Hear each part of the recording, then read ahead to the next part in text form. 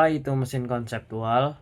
Mesin konseptual adalah model sederhana untuk memahami bagaimana komputer bekerja saat menjalankan program. Bukan dalam bentuk mesin fisik, tetapi gambaran atau logika cara kerja komputer. Model ini membantu kita membayangkan bagaimana data masuk, diproses, dan hasil ditampilkan. Baik, di sini saya akan menjelaskan tujuan mesin konseptual sederhana. Pertama, membantu memahami cara kerja komputer. Kedua, menjelaskan proses eksekusi algoritma. Ketiga, mempermudah belajar pemrograman. Terus keempat, ada melatih cara berpikir logis dan sistematis. Selanjutnya ke komponennya.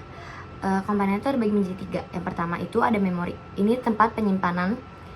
Lalu kedua ada register, yaitu tempat penyimpanan sementara. Dan yang terakhir ini ada algoritma, yaitu instruksi untuk melakukan sesuatu dengan langkah demi langkah. Mesin konseptual secara umum terdiri dari input atau data awal, memori atau tempat penyimpanan, register atau tempat pemrosesan, proses atau operasi, contohnya yaitu kurang, tambah, dan lain-lain, output atau data akhir. Saya akan menjelaskan cara kerja dan contoh penerapan dari mesin konseptual sederhana. Cara kerjanya adalah 1. Data disimpan di memori. Kedua, data dipindahkan ke register. Ketiga, register melakukan operasi. Keempat, hasil tersebut dikembalikan ke memori. Kelima, output dihasilkan. Sekarang, contoh penerapannya. Nilai 600 disimpan di memori AA1.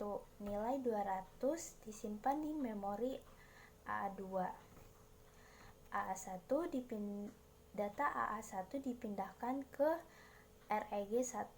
Data AA2 dipindahkan ke REG2. Lalu REG1 dijumlahkan dengan REG2.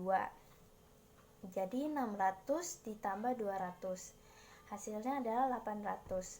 Lalu hasil tersebut dikembalikan atau disimpan kembali ke memori, yaitu AA3. Jadi AA3 sama dengan 800. Artinya 600 ditambah 200 melakukan proses di register.